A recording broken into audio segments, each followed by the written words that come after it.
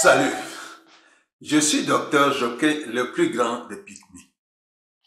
Ce jour, 11 octobre 2022, c'est le 10e anniversaire de la Journée internationale de la fille. Je profite de cette occasion pour souhaiter bonne fête à toutes les filles du monde entier. Mais je voudrais me pencher plus particulièrement sur le cas de la fille Baka Pygmée, ce peuple autochtone, ce peuple minoritaire du Cameroun. Les filles Baka sont très vulnérables. Elles subissent l'inégalité déjà à partir de leur éducation, parce que on trouve que la jeune fille Baka est faite pour le mariage.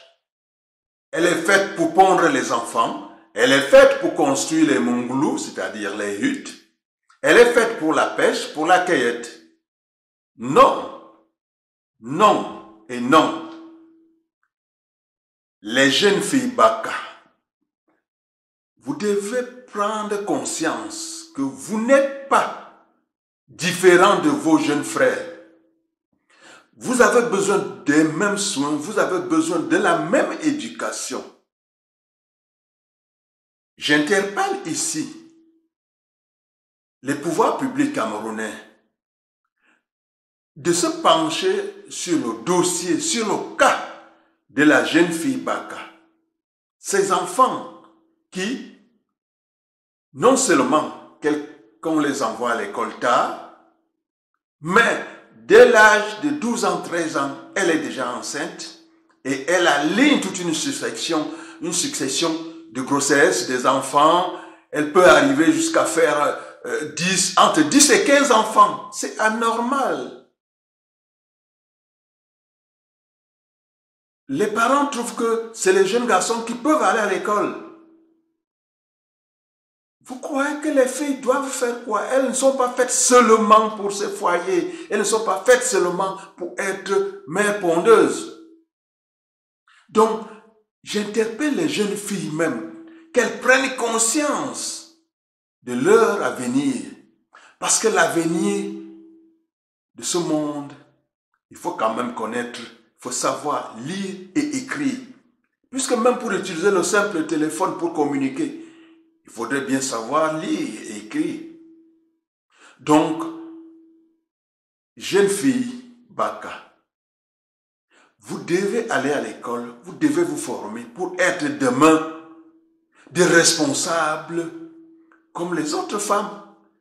Pourquoi vous ne pouvez pas être ministre? Il peut aussi avoir une femme ministre, une femme Baka ministre. Donc, c'est maintenant que vous devez prendre conscience. Et pour que vous atteigniez ce niveau, il faut que vous alliez à l'école. Les efforts que le gouvernement essaie de faire pour l'encadrement scolaire des Baka, c'est déjà alloué, mais c'est très insuffisant. C'est très insuffisant, il faut aller davantage.